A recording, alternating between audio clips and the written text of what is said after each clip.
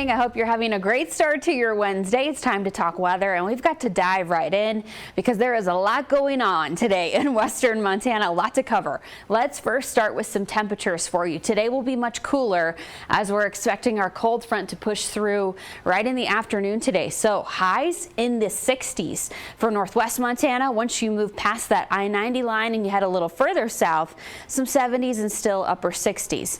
Now this morning will still be hazy for us, so keep that in mind. We talked about that earlier with your first forecast, but later on in the afternoon we will see more showers start to build in. There's going to be a few though in the northwest corner as this front starts to move in the morning for northwest Montana. Places like Troy and Libby, I'd grab an umbrella. You all could see more showers earlier than the rest of us.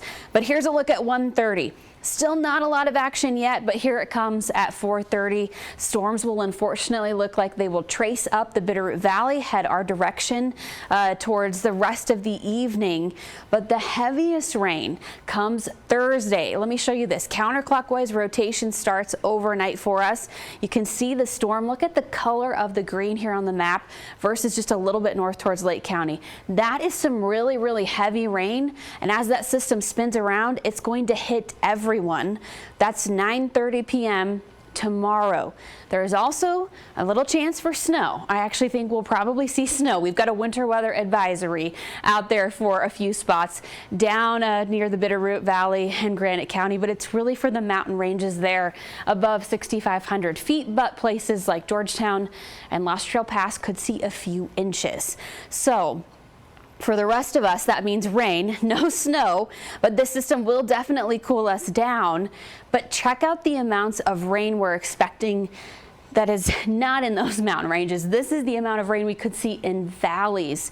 This is pretty heavy. At least everyone is expecting an inch through Friday morning. Some places could get close to 2 inches, especially like Glacier National Park and Granite County. Looks like for your mountain ranges, you've definitely got some rain headed your way and your valleys.